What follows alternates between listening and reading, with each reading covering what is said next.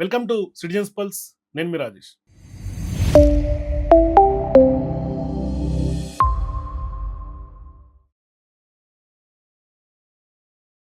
తెలంగాణ రాష్ట్రంలో గత 2 రోజులుగా భారీ స్థాయిలో పెట్రోల్ బంకుల దగ్గర క్యూ, డీజిల్ దొరక్క, పెట్రోల్ దొరక్క నానా అగచాట్లు ఇవాళ తెలంగాణ ప్రజానీకమంతా ఎదుర్కొంటుంది. మరీ ముఖ్యంగా హైదరాబాద్ వాసులు. గత 15 రోజులు నుంచి గ్యాస్ సిలిండర్ల కొరత ఒకవైపు వేధిస్తోంది. మరి ప్రభుత్వం ఒకటి చెప్తోంది. ఆన్ గ్రౌండ్ రియాలిటీ ఒకటి కనిపిస్తుంది. ప్రభుత్వం ఏమో ఏదైతే డొమెస్టిక్ సిలిండర్లకి, ఎల్‌పీజీ గ్యాస్‌కి కొరత లేదని ప్రభుత్వం చెప్తోంది. కేంద్రం అది చెప్తోంది. రాష్ట్రం అది చెప్తోంది. కానీ క్షేత్రస్థాయిలో చూస్తే ఖచ్చితంగా ఎల్‌పీజీ సిలిండర్లు దొరకనటువంటి పరిస్థితి. సరే, అది సీన్ కట్ చేస్తే ఇవాళ పెట్రోల్, డీజిల్‌కి సంబంధించినటువంటి ఫ్యూయల్ క్రైసిస్ ఇవాళ చాలా దారుణాతి దారుణంగా ప్రజలు నానా అవస్థలు పడుతూ ఉన్నారు. అయితే ఇంత దారుణాతి దారుణంగా అవస్థలు పడుతుంటే పోలీసుల్ని పెట్టి మళ్ళీ తెలంగాణలో ఉన్నటువంటి కాంగ్రెస్ పార్టీ ప్రభుత్వం గొడవలు పడకుండా చూస్తున్నటువంటి వ్యవహారం మనకు కనిపిస్తూనే ఉంది.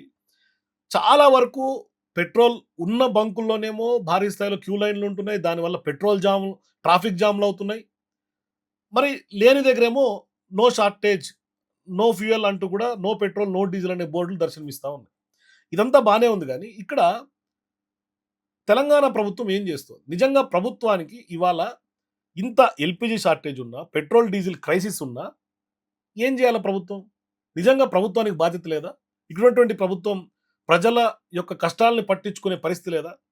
ఎందుకు ఈ మాట నేను మాట్లాడుతున్నాను అంటే రీసెంట్‌గా నిన్న జరిగినటువంటి అసెంబ్లీ సమావేశాల్లో భాగంగా హైదరాబాద్ ఇన్‌చార్జ్ మంత్రిగా ఉన్నటువంటి పొన్నం ప్రభాకర్ మాట్లాడినటువంటి మాటలు చూస్తుంటే ప్రభుత్వానికి, తెలంగాణ ప్రభుత్వానికి మరీ ముఖ్యంగా హైదరాబాద్ మీద, హైదరాబాద్ ప్రజల మీద, తెలంగాణ ప్రజానీకం మీద ఉన్నటువంటి చిత్తశుద్ధి ఏందో అర్థమవుతుంది. హైదరాబాద్ గాని తెలంగాణ ప్రజలు ఎక్కడ ఇబ్బంది పడద్దు.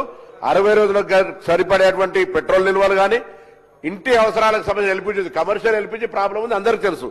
అవి ఉన్నాయి. ఉన్నదానికి ఏదైతే కోఆర్డినేషన్ ప్రాబ్లం ఉందో ఆ కోఆర్డినేషన్ సంబంధించిన విధంగా కొంత వారు జోక్యం చేసుకోమని, ఎందుకంటే అధికారంలో ఉన్నటువంటి పార్టీ కాబట్టి ఇది గ్యాస్ అంతా కూడా సెంట్రల్ కంట్రోల్ కాబట్టి వాళ్ళని కొంచెం ఇన్వాల్వ్ కమ్మని మీ ద్వారా వారిని కోరుతాను అధ్యక్ష. ఇవాళ కేంద్రంలో బీజేపీ ఉందని, కేంద్రంలో బీజేపీ ప్రభుత్వం ఉందని ఇక్కడ ఉన్నటువంటి బీజేపీ నాయకులకి మీ యొక్క జాతీయ నాయకత్వంతో మాట్లాడండి, తెలంగాణ ప్రజానికం ఇబ్బంది పడుతోంది అని ఇవాళ రాజకీయంగా అసెంబ్లీ వేదికగా చేసినటువంటి స్టేట్మెంట్ నిజంగా సిగ్గుతో తలదించుకోవాలి మనం అందరూ కూడా ఓటేసినందుకు. అంటే మరి కాంగ్రెస్ పార్టీ ఇవాళ మరి గతంలో నరేంద్ర మోదీ ఎవరైతే మన ప్రధాని ఉన్నారో ఆయన తెలంగాణకు వచ్చినప్పుడు, మరీ ముఖ్యంగా హైదరాబాద్కు వచ్చినప్పుడు బడే బాయ్ అని సంబోధించినటువంటి రేవంత్ రెడ్డి, నాకు బేసిజాలు లేవు, నామోషి లేదు, ఖచ్చితంగా రాజకీయాలకు అతీతంగా ఇవాళ 2 ప్రభుత్వాలు కోఆర్డినేషన్‌లో ఉండాల్సినటువంటి పరిస్థితి, రాష్ట్రమైనా, కేంద్రమైనా కలిసికట్టుగా ముందుకు వెళ్ళాలని పదే పదే చెప్పినటువంటి రేవంత్ రెడ్డి గారు ఇవాళ బీజేపీ కేంద్రంలో ఉన్నటువంటి కేంద్ర ప్రభుత్వంతో ఎందుకు కన్సల్టేషన్స్ చేయలేకపోతున్నారు? 60 రోజుల పాటు పెట్రోల్ నిల్వలు, డీజిల్ నిల్వలు రాష్ట్రంలో ఉన్నాయని చెప్తున్నారు. కానీ ఆ నిల్వలు ఎందుకు సరఫరా చేయలేకపోతున్నారు? ఎక్కడ ప్రాబ్లమ్ వచ్చింది? మరి ఇవాళ ప్రభుత్వంలో మీరు పెద్దన్న పాత్ర వహించినటువంటి రేవంత్ రెడ్డి గారు, బడేబాయిగా ఉన్నటువంటి మోడీ గారితో ఎందుకు మీరు మాట్లాడలేకపోతున్నారు? ఇవాళ ప్రజలందరూ గగ్గోలు పెడతా ఉన్నారు.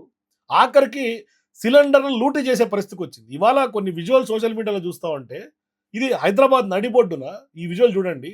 హైదరాబాద్ నడిబొడ్డున సిలిండర్‌లు, ఎల్‌పీజీ సిలిండర్‌లు ఇంకా వచ్చి ఆగంగానే ఆ సిలిండర్‌లని ఎత్తుకొని వెళ్ళిపోతున్నటువంటి పరిస్థితి. కనీసం అక్కడ దాన్ని కంట్రోల్ చేసే నాథుడు కూడా లేరు. ఇదొక పరిస్థితి అయితే, ఇక పెట్రోల్ బంకుల పరిస్థితి అదే తీరు. గొడవలవుతున్నాయి. కొందరేమో క్యానులతో పట్టుకెళ్ళిపోతున్నారు. క్యానులతో ఇవ్వకూడదని రూల్స్ చెప్తా ఉన్నారు. పోలీసులు అక్కడే ఉన్నారు. కానీ క్యానులతో నింపుకొని పోయినటువంటి సందర్భాలున్నాయి. కిలోమీటర్ల మీద వాహనాలు నిలబడి ఉన్నాయి. ఇక సీఎన్‌జీ కష్టాలు అంతే ఉన్నాయి. ఎల్‌పీజీ కష్టాలే, సీఎన్‌జీ కష్టాలే. మరోవైపు పెట్రోల్, డీజిల్ కష్టాలు. ఇదంతా జరుగుతూ ఉంటే బడేబాయ్‌తో మీరు మాట్లాడాల్సింది పోయి, మొన్న జరిగినటువంటి ఒక ఇంటర్వ్యూలో బడేబాయ్ గురించి ఆయన ఏం మాట్లాడారు? అంటే బడేబాయిగా ఉన్నటువంటి మోడీ గారి యొక్క ఫ్రెండే కదా ట్రంపు. యుద్ధాన్ని ఆపి ఇవ్వచ్చు కదా అంటాడు. లేదు, ఇవాళ అది కాకుండా ఇంకోటేమంటాడు? పెట్రోలు, గ్యాసు ఇవంతా షార్టేజ్ ఉంది. దానికోసం మనం ఆది మానవుడి యుగంలాగా రాళ్ళు కొట్టుకొని వంట చేసుకోవాలి అంటాడు. ఎక్కడికెళ్ళిపోతున్నాం మనం? మనం ఓటేసి గెలిపించినటువంటి వ్యవహారానికి ఒక పక్క నరేంద్ర మోదీ గారేమో కరోనా కాలం నాటి లాక్‌డౌన్ రోజులు గుర్తు చేస్తారు. రేవంత్ రెడ్డి గారేమో రాళ్ళు కొట్టుకోవాలంటాడు. లాస్ట్‌కి ఎవరిని ఎవరు కొట్టుకోవాలో అర్థం కానటువంటి పరిస్థితిలో తెలంగాణ ప్రజానీకం ఉన్నాం. ఒకసారి ఆయన ఏం మాట్లాడు చూడండి. इतिहास में जा रहा है कि भाई सूर्य भगवान को प्रार्थना करो, जो मिलेगा पत्थर से पत्थर Correct. मार के आग बुझाओ, आग समझाओ, खाना पकाओ, खाना खा लो। అయితే ఇవాళ ప్రభుత్వంలో ఉన్నటువంటి మంత్రులు స్టేట్మెంట్స్ చూస్తా ఉంటే నిజంగా కొరత ఉందా లేదా అనేది కన్ఫ్యూజన్ గా ఉన్నాం. మరి కొరత లేదని ప్రభుత్వ ప్రకటనలు వస్తాయి. మరి కొరత లేనప్పుడు గ్రౌండ్ రియాలిటీ ఎందుకు అట్లా ఉంది అనేది అర్థం కానటువంటి పరిస్థితి.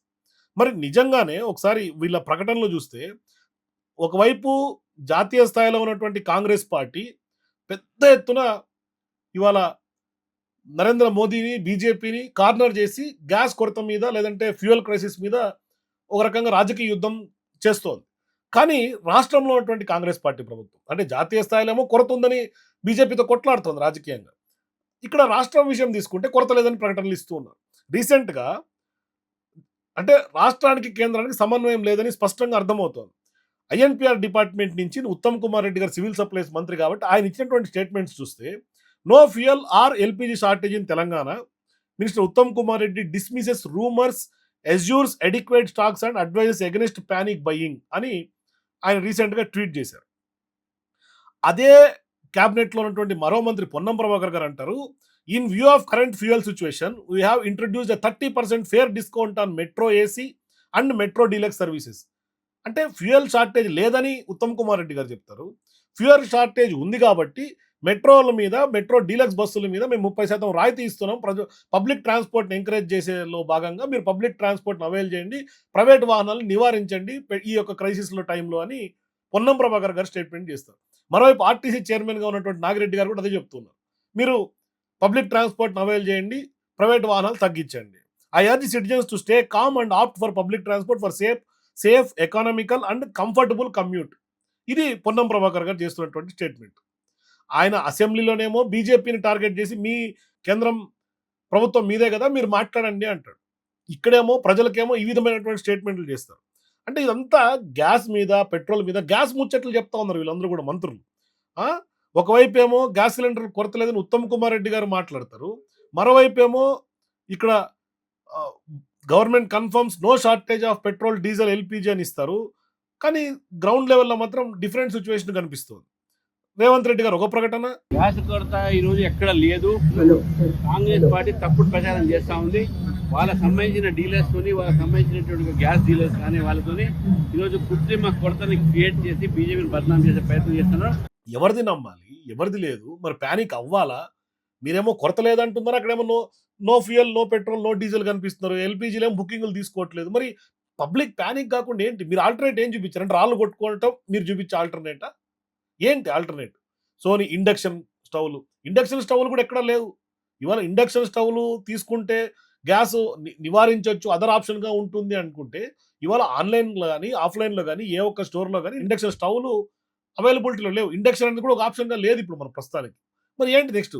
ఇప్పటికే కట్ల పొయ్యితోటి చాలా వరకు రెస్టారెంట్లు, చాలా వరకు బిజినెస్ మాడ్యూల్స్‌గా నడుపుతున్నటువంటి వాళ్ళు కమర్షియల్ గ్యాస్‌లు ఆగిపోయి ఆల్రెడీ 25 రోజులు దాటిపోయింది. వాళ్ళందరూ కూడా పాతకాలం రోజులకి కుకింగ్ వుడ్‌కొచ్చేసారు వాళ్ళంతా కూడా. మరి ఇవాళ ఎప్పటికి యుద్ధం ఆగుతుంది? కోఆర్డినేషన్ ఏం చేస్తున్నారు? కేంద్రం, రాష్ట్రం ఏం చేస్తుంది? ఎందుకంటే కాంగ్రెస్ పార్టీ జాతీయ స్థాయిలో ఒక విధానం, రాష్ట్రం స్థాయిలో మీ ప్రభుత్వం ఉన్నటువంటి ప్రాంతాల్లో ఒక విధానం. ఇది ఎట్లా? మరి మీ బడేబాయి ఏం చేస్తున్నారు? మీరేం చేస్తున్నారు? అంటే మీరు చేతులు లేపేసినట్టే కదా! అంటే ప్రజలు గొడవ పడకుండా అక్కడ సెక్యూరిటీని పెట్టి, పోలీసులను పెట్టి గొడవలు పడకుండా చూసి ట్రాఫిక్ నియంత్రిస్తారు తప్ప, ఆ పెట్రోల్‌ని తీసుకొచ్చి ఆ యొక్క ఆయిల్ కంపెనీలతో మాట్లాడే ఒక రెస్పాన్సిబిలిటీ ఎందుకు ప్రభుత్వం తీసుకోలేకపోతుందనేది $1 మిలియన్ క్వెషన్. అసెంబ్లీలో మాట్లాడినటువంటి పొన్నం ప్రభాకర్ గారు కూడా వీళ్ళ డ్యూస్ పెరిగిపోయినాయి కాబట్టి ఆయిల్ కంపెనీలు సరఫరా నిలిపేసినాయి. మా దగ్గర అంటే నిల్వలు ఉండి కూడా ఇవ్వలేకపోతుంది, పంపలేకపోతుంది రిటైలర్స్‌కి అని చెప్తున్నారు. ఆ యొక్క బంక్ ఓనర్‌లకు కూడా చెప్తున్నారు. కానీ బంక్ ఓనర్‌లు ఏమంటున్నారు? అదొక వారం రోజుల క్రితం ఇష్యూ, ఇప్పుడు షార్టేజ్ లేదు ప్రస్తుతానికి అని వాళ్ళు చెప్తున్నారు. వాళ్ళు షార్టేజ్ లేదని ఏకంగా ప్రెస్ నోట్ రిలీజ్ చేశారు తాజాగా. షార్టేజ్ లేదంటారు ప్రభుత్వంలు గాని, బంకులు గాని వీళ్ళందరూ కూడా. అక్కడ ఆన్ గ్రౌండ్ ఏమో నో స్టాక్ బోర్డులు కనిపిస్తాయి. ఎట్లా? ఎటువంటి స్కేర్సిటీ లేదు, మనకు సఫిషియంట్ స్టాక్ ఉంది. 60 రోజుకు సరిపోయేంత స్టాక్ ఉంది. అది ఎందుకో ప్యానిక్ అయ్యి చాలామంది వాళ్ళు 2 వీలర్ కావచ్చు, 4 వీలర్ కావచ్చు, అన్ని ఫుల్ ట్యాంక్ చేసుకుంటున్నారు. మరి ప్రజలేమైపోవాలి? ఓటేసి గెలిపించినటువంటి పాపానికి ప్రభుత్వం తీసుకున్నటువంటి చర్యలేంది? ఇవాళ గతంలో కేసీఆర్ గారైనా గత 10 ఏళ్ల బీఆర్ఎస్ పార్టీ పాలనైనా కోవిడ్ టైంలో ఎంత కట్టుదిట్టంగా ఎట్లా వ్యవహరించారనే రోజులు మనం ఖచ్చితంగా గుర్తు చేసుకోవాల్సినటువంటి అవసరం ఉంది. ఆ రోజు ఎంత కోఆర్డినేషన్‌తో రాష్ట్ర ప్రభుత్వం, కేంద్ర ప్రభుత్వం పనిచేసింది. ఇవాళ ఏ విధంగా పనిచేస్తుంది అనేది ఖచ్చితంగా ప్రతి ఒక్క ప్రజానీకం కంపేర్ చేసుకోవాల్సినటువంటి అవసరం ఉంది. ఇవాళ గతంలో లాక్‌డౌన్ రోజుల్లో ఏ విధంగా అయితే దీపాలు వెలిగించి కర్రలతోటి డప్పులు కొట్టామో మళ్ళీ కొట్టాల్సినటువంటి పరిస్థితి వస్తుందేమో ఈ గ్యాసులు ఇవన్నీ పెట్రోల్, డీజిల్ లేకపోతే.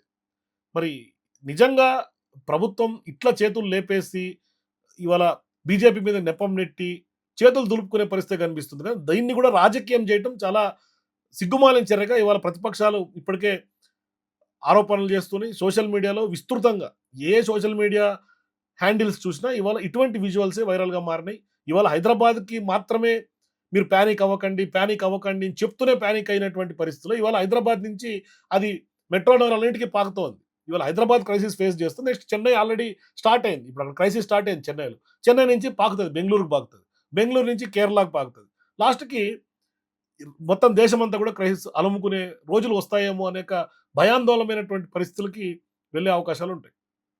సో నిజంగా కేంద్రం, రాష్ట్రం ఎందుకు సమన్వయం లోపిస్తుంది? ఎక్కడ వేర్ వెంట్ రాంగ్? మీ అభిప్రాయాల కింద నాకు కామెంట్స్‌లో చెప్పండి. For more videos please watch citizens pulse.